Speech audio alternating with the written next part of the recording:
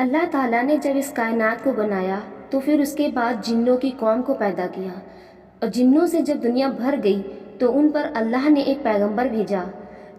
جنوں نے اس پیغمبر کی نصیحت نہ مانی بلکہ اسے مار ڈالا اور زمین پر ظلم کرنے لگے۔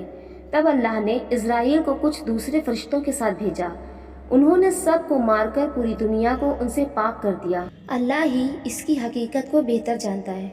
اللہ تعالیٰ نے حضرت آدم علیہ السلام کو مٹی سے پیدا کیا، اور ان کا خمیر تیار ہونے سے پہلے ہی انہوں نے فرشتوں کو یہ بتا دیا کہ بہت جلد وہ مٹی سے ایک مخلوق پیدا کرنے والے ہیں جو بشر یعنی انسان کہلائے گا اور زمین میں ہماری خلیفہ بنے گا۔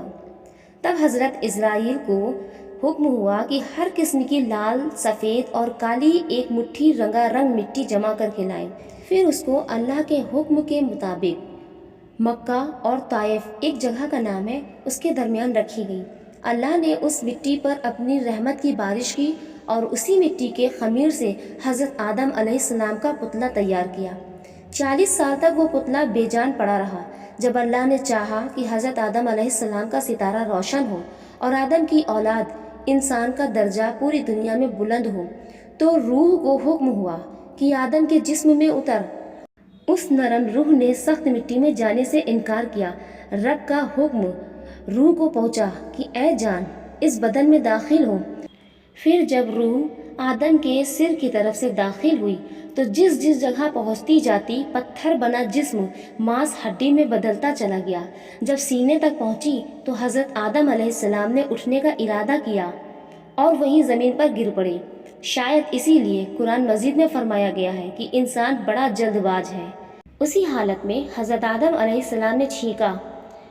اللہ کی اور سے الہام یعنی کہ دل میں بات ڈالنا ہوا اور کہا الحمدللہ، تمام تعریفیں اللہ کی ہیں۔ اس کریم رحیم نے اپنی رحمت سے فرمایا یا ارحمک اللہ، یعنی اللہ آپ پر رحمت فرمائے۔ یہ اللہ کی رحمت کا پہلا جلوہ تھا۔ اس کے بعد اللہ کے حکم سے ایک فرشتہ بہشت یعنی کہ جنت سے سجا سجایا جوڑا لایا، حضرت آدم علیہ السلام کو پہنایا اور عزت کے ساتھ تخت پر بٹھایا۔ نقل ہے کہ حضرت آدم علیہ السلام کی پیدائش کے وقت فرشتے آپس میں کہتے تھے کہ اللہ خاک سے پیدا کر کے جس ہستی کو خلافت کی گدی پر بٹھائے گا تو وہ خدا کے نزدیک ہم سے زیادہ عزیز نہ ہوگا، اور غیب کے جاننے والے کے دربار میں ہم جو رات دن رہتے ہیں ہمیں امید ہے کہ ہمارا علم اس سے زیادہ ہوگا۔ پھر حق تعالیٰ نے تمام چیزوں کے نام حضرت آدم علیہ السلام کو سکھا دیا۔